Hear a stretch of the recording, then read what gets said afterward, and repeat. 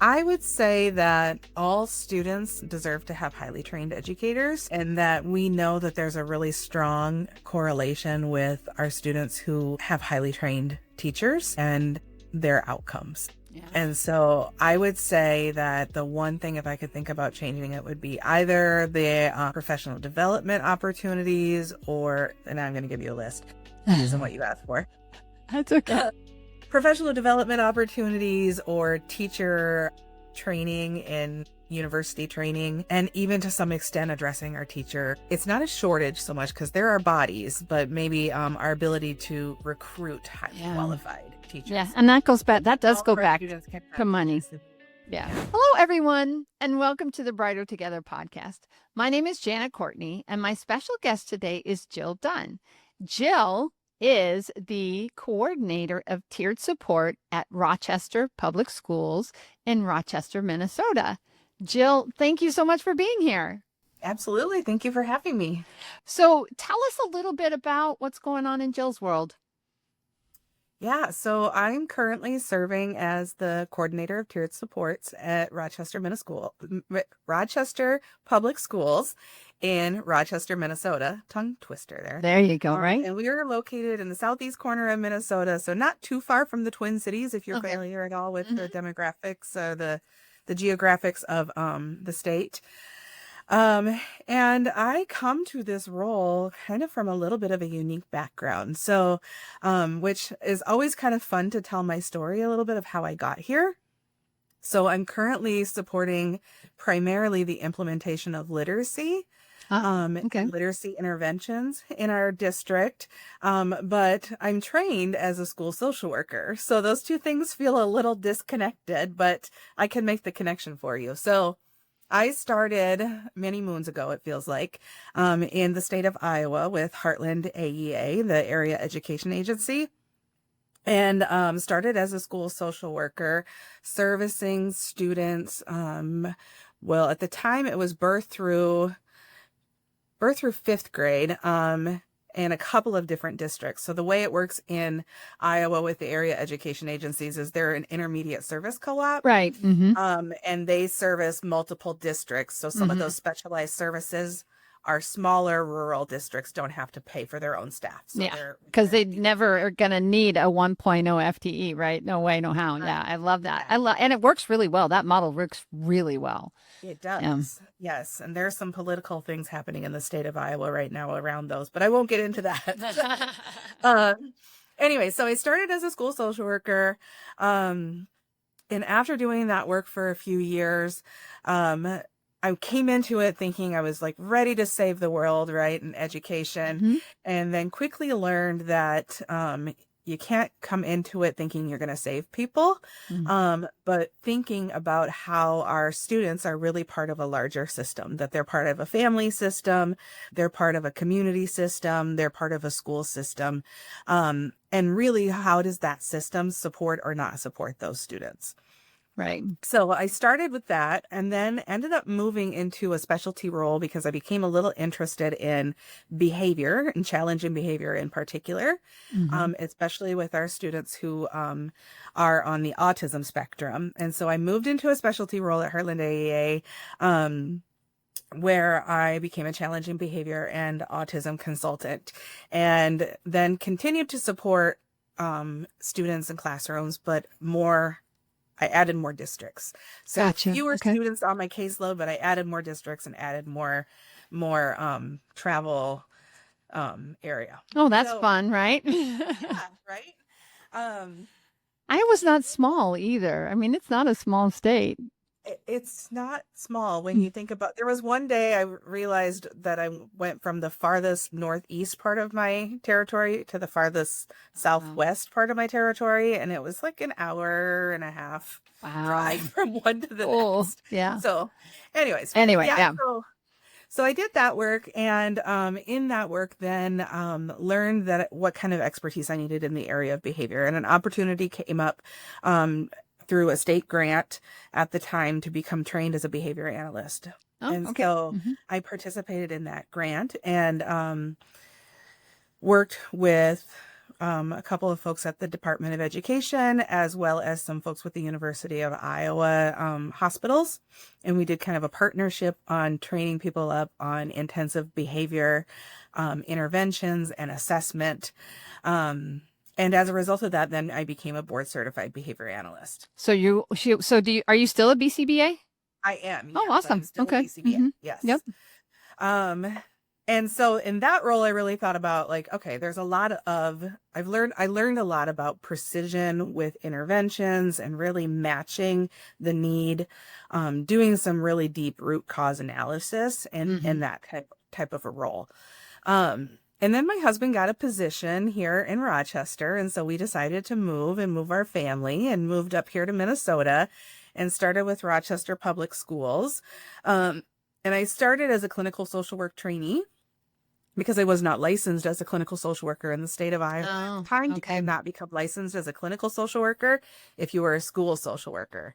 Really? And yeah, it was just some unique licensing information. And so coming here to Minnesota, I was a trainee and actually then worked towards and got my clinical license in social work. So I'm also now a clinical social worker and LICSW in the state of Minnesota.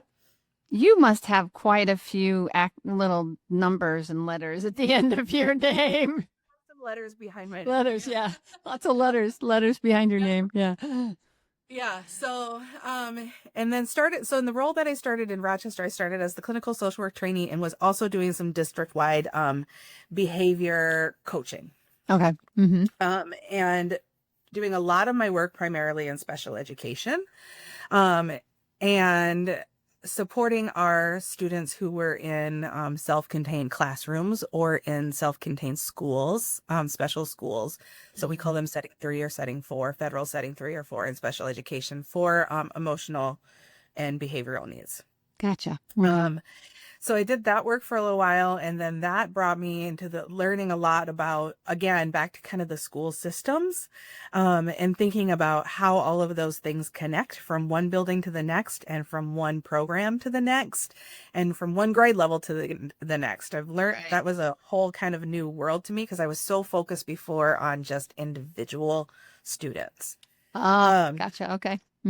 And then I moved into a position that was a program management position, doing some of our more systems level work. At the time, we were developing a threat assessment process, and so developed that and did some oversight of our third-party billing, just more like managerial type of tasks. Right. Okay. And then the opportunity came for the coordinator of tiered supports. I'm not surprised you moved. I would say that you just doing administrative stuff doesn't sound like it was your ball of wax. You know, it was a really good learning experience. Okay. You learned a lot about federal documentation and, you know, there's like grants, writing grants, processes there, that type of thing. Yeah. So then this opportunity opened up at the district, and then I moved into that. And at the time, we weren't really sure what this was going to be, what this position was going to be. We knew that we had a high rate of identification of special education students, so something wasn't working, but we weren't really sure what. So knew that we needed to do some implementation of MTSS, multi-tiered system of supports, right? But weren't sure what that was going to look like. We then got a new superintendent who said, let's start with literacy. So we dug in really deep to literacy. There's the connection. There's the connection, right? And so then I was like, well, if I'm going to dig into literacy, I have to learn everything there is to know about literacy. And so I have done lots of learning, and I feel like I have a little bit of imposter syndrome. I can talk the talk, but I don't know that I can walk the walk entirely. I don't think that's true. I have a feeling you would be able to step in without. I mean, what you're talking about is impressive. Keep going. I'm loving it. So yeah. So started to learn all things literacy, and also then really thinking about like whole school and whole district equity and collaboration, and what does that look like for our students who move from one building to the next, who may have struggles or may have challenges, and what's the equity of their services, and trying to align all of that. So I feel like I come back to my social work roots when I say that literacy is a social justice issue and that all students and all adults deserve to be able to read, Mm-hmm. and that literacy is the key to that. Yeah, yeah, for sure. So, do you find that MTSS tends to be more towards the younger kids, or, I mean, because it's a multi-tiered system of support, I get that, but in literacy, we tend to think about little kids, like learning to read. So, how does that translate into with literacy and the general population? Do you find it's more the younger ones than the older kids? Yeah, I think our buildings and our educators, our staff who work primarily with our younger students understand it better Okay. Yeah. because they're so enmeshed in it And every day. teaching, yeah. But it is so critical for our older students as well. Mm. And especially in the age of COVID, coming out of COVID, and coming out of the stages of balanced literacy and some maybe not so great effective literacy instructional programs. We have kids who have moved through our system that haven't been able to read and haven't been able to read deeply. Mm-hmm. And so that just Comprehension. it limits their access to be able to really engage in knowledge. Mm-hmm. And it's not for any reason. They're not students with disabilities because they don't have a disability. They just haven't had proper instruction. And they end up with a bunch of splinter skills, right? Yeah. Exactly. Mm-hmm. Exactly. Yeah. So when we think about our older students, I think it's just as critical as it is for our younger students. Yeah. Yeah. And that's great that you guys have a system there that you can identify some of that without labeling them as special education. And especially you go to get into middle school and high school, the last thing a child wants to be is labeled. They need help. We know they need help, but and sometimes they do need that label to get access to what they need. I get that. Please don't hear that. I don't want someone upset with me because I said that. But I love the fact that we are doing this. That this is, and it sounds like, gosh, you're just really getting into and have focused on. Let's help them as soon as we possibly can. Right? Yes, exactly. Yeah. And I think the thing that's fun about my story, maybe I don't know, I think it's kind of fun and unique, is that through being able to continually embrace that change and not staying stagnant, I was able, by keeping continuous learning and by continual growth, education in general and my work has stayed fresh and it has stayed energized, right? Yeah. And so it's a way to find, I think sometimes we find educators and leaders who are kind of going through their day-to-day work and they've lost some of their passion and they've lost some of their energy. And for me, this was a way that I could continually refresh that and keep that energy level high. Yeah. As a therapist, as a speech pathologist, I've talked about this with schools a lot. Because if you work with the same students over and over, year after year after year, is that the person that should be doing the testing? Because I'm familiar, so there's some of that testing, that the establishing rapport, it's already there, so those are good things, right? But the flip side of that is there's that bias of, I already know this child and I know what they're capable of and I'm going to score. Not intentionally, none of us do that intentionally, but there's that we expect them to perform and maybe give cues more than we should, or, so having a fresh set of eyes. There are schools out there that we work with that specifically say, nope, you're the treating therapist. We don't want you doing the assessment because we want somebody else's eyes on that child. And it's great. I think it's one of those things where it's like, you kind of want to balance which is better. I don't think one is necessarily better or worse, just different ways. And I think that, having that opportunity to do something else and that freshness is really a piece of it. I guess that's where I was going with this, was just that freshness of looking at a child from a different lens, somebody else's lens.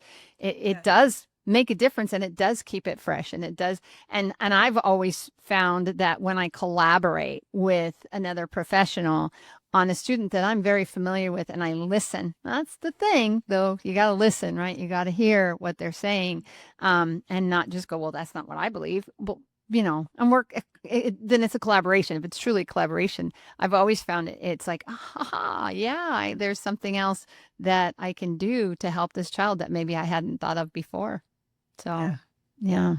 Super good. That's really, really great. Awesome. Yeah. So what would you say is your biggest challenge right now? My biggest challenge right now, so I think I mentioned it was a little bit of imposter syndrome. Yeah.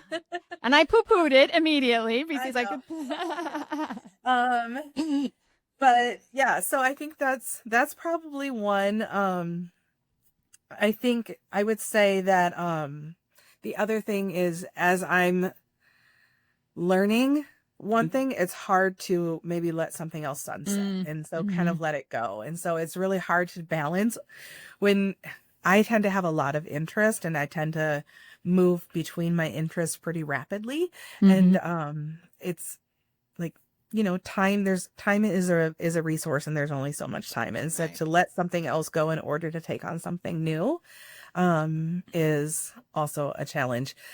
Thinking about moving MTSS work into the area of numeracy and math. That I will tell you is that was an area of challenge for me personally when I was a student. So to think about how I can support students with that is, I feel like my learning curve is going to be very steep. What if every student could work with a therapist who brings not just credentials, but years of experience and wisdom to the table? At Lighthouse Therapy, most of our therapists have over 16 years of real-world experience. We don't just fill seats. Instead, we find therapists who've seen it all and know how to help. And every new therapist is paired with a mentor to help them guide them every step of the way. Whether through virtual, hybrid, or in-person delivery, your students are getting services that's thoughtful, experienced, and genuinely human. Visit lighthouse-therapy.com/brighter together to learn more. Yeah. Are you guys doing anything with therapy, like littles that might have an articulation issue or a sensory or a motor issue to begin with? Are you guys doing some of that as well? Yeah. So our district does have speech therapist. Yeah. I'm just curious because I'm a speech therapist, and that's something we do as well, is we have a couple of. And they also do some support of some of the literacy support because of the communication component of. Yeah. And it's none of us work in isolation for sure. Speech therapists work and we step a little bit into OT, and OT steps a little bit into speech. And both of us tend to step a little bit into literacy because of handwriting and reading and articulation. And it takes a village. It really does take a village. And I think that's also one of the things that's exciting about MTSS is it starts to really look at the student as a whole student. Yeah, exactly. And not necessarily siloed. And so knowing that oftentimes, and I think I would say this is true of our secondary schools as well, is that they're oftentimes very focused on the behavior because that's what's visible and that's what we can see. But when you really start to dig down to it, you can see that a lot of our students who might be struggling with behaviors or exhibiting behaviors, those behaviors are happening for a reason. And we often see a correlation between behavior and academic success. That frustration. And so if you start to look at that whole student, you can see, not only do we need to consider a way to support some positive behaviors, but we need to go back and address some of these academic skills because we haven't, these are students who have found school to be challenging for a very long time. So is it any wonder that we see behaviors being exhibited outwardly? But if we only address one, we don't really fix the whole, we don't really address the entire problem. And so how can we view children and students as whole beings and not siloed into educational domains? Right. And I've said this many times on this show, kids don't want to inherently be bad. They don't. Exactly. They really don't. And that is the love that I have for BCBAs and the work that you guys do, because you figure out what's causing the behavior. It isn't just how do we get this kid to stop being this way? Make them stop, make them not be noisy or compliance. Yeah. Right. Exactly. And so, figuring that out, and I have some great friends that are BCBAs as well, and have a couple, I don't know how many we have, but we have some that work for us here as well. And it's it's fascinating because I've been a therapist for 31 years and we didn't think about it that way when I started. So the shift that's happening, and MTSS is another piece of that shift to help to look at what's going on. Why is this child having these struggles, and how can we help that child? And I love that piece of it too, is like looking at each individual child and figuring out what's going on, because no single one of us is exactly the same either, right? Yeah. So it's exciting. Yeah. All right. I have one more question, and I try to ask this to most people. I don't get all of them, but I think it's a good one for you. And you cannot say money, because every school needs more money. They all need more money. Everybody needs money. We know that. But if you could, you're going to ask one thing, if you could, yeah, I know. It's like, if you've watched any of my podcasts, you're probably going to know this question, because I ask it fairly regularly, and it's usually the last question I ask. So those of you that know this question, you know exactly what I'm going to ask. But if you could miraculously fix one thing, and the reason I ask it is it gets to the heart. It gets to the heart of, where are you? What is it, that one thing that if you could just fix it, what would it be? It's a hard question. I'm not going to say it's not, but it's a good question. It is a good question. And I wasn't even thinking money. Initially, I was going to say time, but I can't create that either. You can't create. That's a finite resource. There's only so much time in a day. Yeah. Oh, if I could fix one thing, I would say that all students deserve to have highly trained educators, and that we know that there's a really strong correlation with our students who have highly trained teachers and their outcomes. Yeah. And so I would say that the one thing, if I could think about changing it, would be either the professional development opportunities, and I'm going to give you a list based on what you asked for, but professional development opportunities, or teacher training and university training, and even to some extent addressing our teacher. It's not a shortage so much, because there are bodies, but maybe our ability to recruit highly qualified teachers. Yeah, and that goes back. That does go back to money. Yeah, it does. It really does. I mean, it's like we know in the United States that teachers are underpaid. They just are. I mean, and through no fault. And I won't get on my soapbox, because sometimes I do, but it's my platform. I can, right? But it's just, yeah, I mean, it's a tough job. And that's why Brighter Together exists, is because we want to give an opportunity to talk about there's amazing people out there doing amazing things. And one test score, when you judge a school based on one test score, you're missing the point. And that is why we spend this time and we talk, and we're putting our money where our mouth is, because we want this to be something where people hear people like Jill Dunn, who are doing amazing things in education. And that's what matters, and stop telling us we're not doing our job, because we're fighting for these kids every day, every single day. Every day we get up and we go out there, and it's a battle that we're winning, that these kids, and sometimes it's a battle we don't even see the outcome sometimes, but boy, exactly, we're changing a generation every single time, every single day, every single child, one child at a time.